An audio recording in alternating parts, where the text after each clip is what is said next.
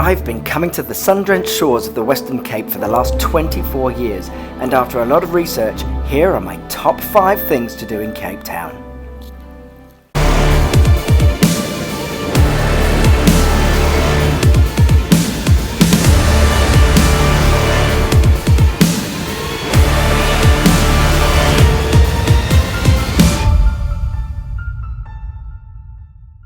One of my favourite and one of the most popular of the many hikes and trails here in Cape Town is the climb to Lion's Head.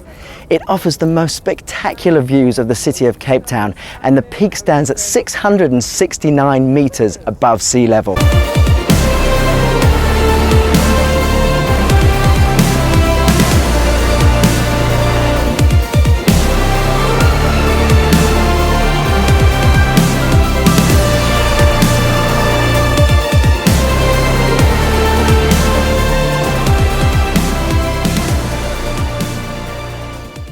The mountain actually resembles a crouching lion, which is where the peak gets its name, from the Dutch in the 17th century. The walk to the peak of Lion's Head takes approximately 1 hour with some incredible scenery. The lower slopes are very gentle, but it does get progressively harder towards the top, and the slopes are a popular launching point for paragliders. One of the best ways to see Cape Town is paragliding from Lion's Head. It offers the most amazing views of the city, the Atlantic and the Table Bay Harbour. It's an incredible experience and a must for anybody coming to Cape Town.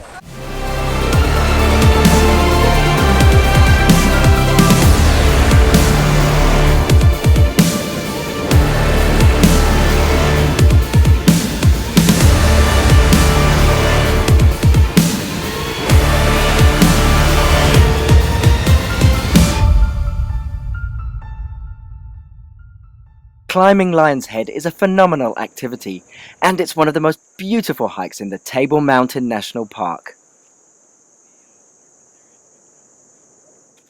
There is no need to book, and it's free. The path is very obvious, so you don't need a guide. Just remember to take lots of water with you. A certain level of fitness is required as the climb becomes steeper towards the top. Ladders are provided to help you scale over the rocks, but there are parts of the climb which becomes more like rock climbing than hiking at times. It's a very energetic climb using handholds and footholds and chains that are secured into the rock. All in all, it's a very rewarding climb, but you have to be extremely safety conscious because falls from Lion's Head have claimed the lives of many people on this walk over the years. The narrow path can get extremely crowded during peak times, and there is no safe overtaking. But once at the top, the amazing 360-degree views make it all worthwhile, and it's a very popular hike to do during a full moon or for sunrise.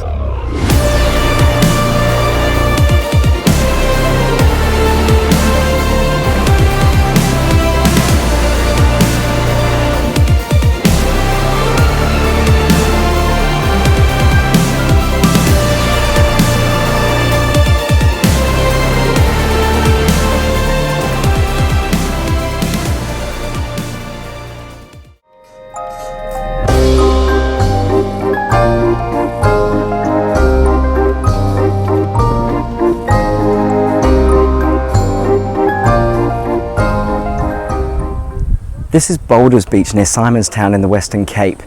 It's a sheltered beach made up of inlets between granite boulders, which is where the name of the beach actually originates. It's also the home to a colony of African penguins. This is one of the very few places in the world where you can view this vulnerable bird, Spheniscus dermisus, at such close quarters. From just 2 breeding pairs in 1982, the colony has now expanded to about 3,000 birds, and this is mainly due to a reduction in commercial trawling in False Bay, and that has led to an increase in pilchards and anchovy, which make up a large part of these penguins' diet.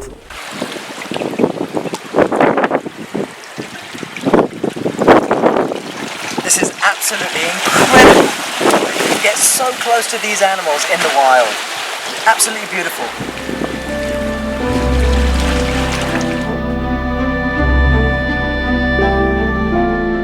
This is the view from Table Mountain, one of South Africa's most prominent landmarks and Cape Town's most significant tourist attraction.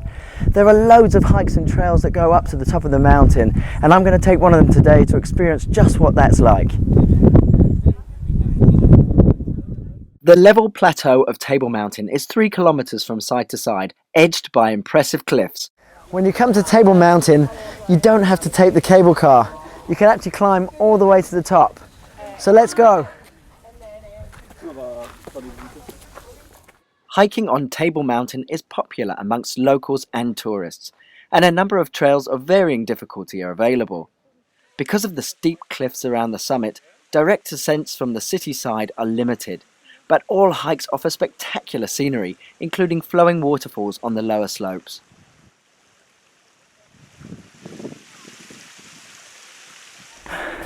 I'm climbing Preeksteol Gorge, which is one of the more straightforward climbs on Table Mountain. It takes about an hour and it goes right up the middle of the mountain. The cliffs of the main plateau are split by Preeksteol Gorge, meaning Flatstone Gorge, and provides easy and direct access to the summit. It was the route taken by Antonio Saldanha on the first recorded ascent of the mountain in 1503.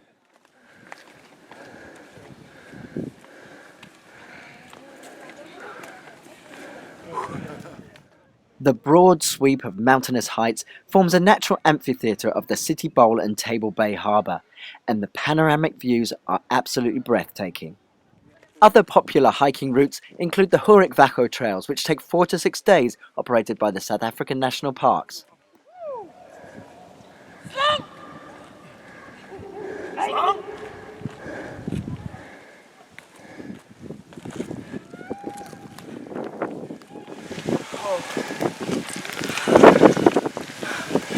Tough climb.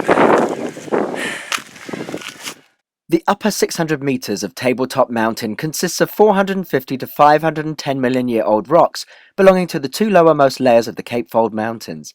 The uppermost and younger of the 2 layers consists of extremely hard quartzitic sandstone. Thank goodness I'm now at the summit, which is 1,086 metres above sea level, and I'm ready for the bar. The flat top of the mountain is often covered by orographic clouds, formed when a southeasterly wind is directed up the mountain's slopes into cooler air, where the moisture condenses to form the so-called tablecloth. There you go, sir. Thank you very much. Yeah. What a perfect way to finish a hike on Table Mountain. Cheers. With all the action and adventure, thrills and spills that Cape Town has to offer, what better way to relax than in the Cape Winelands? I'm going to take you on a tour of my top 5 favourite wine farms here in the Cape, and each one is very unique and a must for any trip to South Africa. I'm going to start the list here at the Babylonstoren estate, which is nestled in the Drakensberg Valley between Paarl and Franschhoek. Surrounded by the Franschhoek, De Kloof and Siemensberg mountains, it's the perfect place for rest and recuperation and to taste some of the best wines in the world. Founded in 1690, Babylonstoren is the oldest of the Cape Dutch farms. Cape Dutch architecture is so named after the style of the 17th and 18th century in the Cape of Good Hope. Characteristic features are the soft white stonewashed walls, the ornate gables and thatched roofs.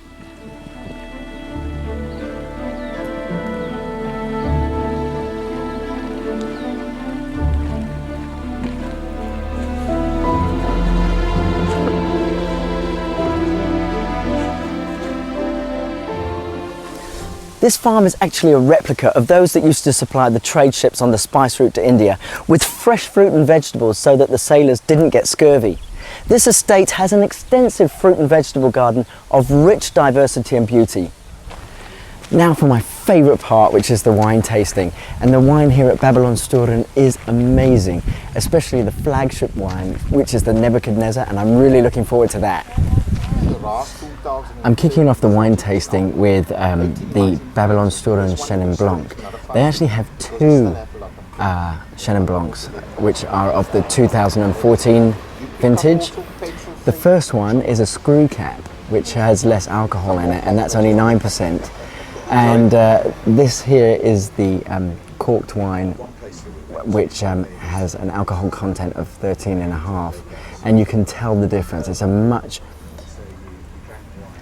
fuller flavoured wine with guava undertones, and it's it's quite delicious and refreshing. Next up is the 2013 Babylon Sturen Shiraz, and I am supposed to be able to detect pencil shavings and chocolate. I definitely get the chocolate. I'm not sure about the pencil shavings, but it's a really delicious wine. This is the Babylon Sturen flagship wine, red wine. Nebuchadnezzar, That's coming from the for the red wine. That's right. And the oldies for stock taking, they mark the bottles. That's the logo of the farm. The flower is the gardens, the birds are nature, and the pipe is the farmer. Oh, very nice. Very nice one. And this is a Bordeaux blend. That's right. It was released about 3 weeks ago. Enjoy it. Thank you very much. If you fancy a spot of lunch while you're here, the restaurant Babel is an award-winning restaurant, and it's absolutely amazing. The food is exquisite and definitely well worth a visit. Many of Cape Town's beaches are hidden away, and I've come to a spectacular little spot which is about an hour and a half outside of Cape Town at the Langebaan Lagoon. Now, this particular beach is called Preeksteol, and it is stunning. And during the week it is empty and you have a whole bay to yourself with turquoise water, and it's warm that you can actually swim in. In Cape Town that is a rare prospect, so I'm really happy to be here. And behind me is the signature of this place, which is this rock formation. And this beach, Preeksteol, is actually named after the preacher's pulpit in Afrikaans. Beautiful, beautiful place, and a must come to when you come to Cape Town.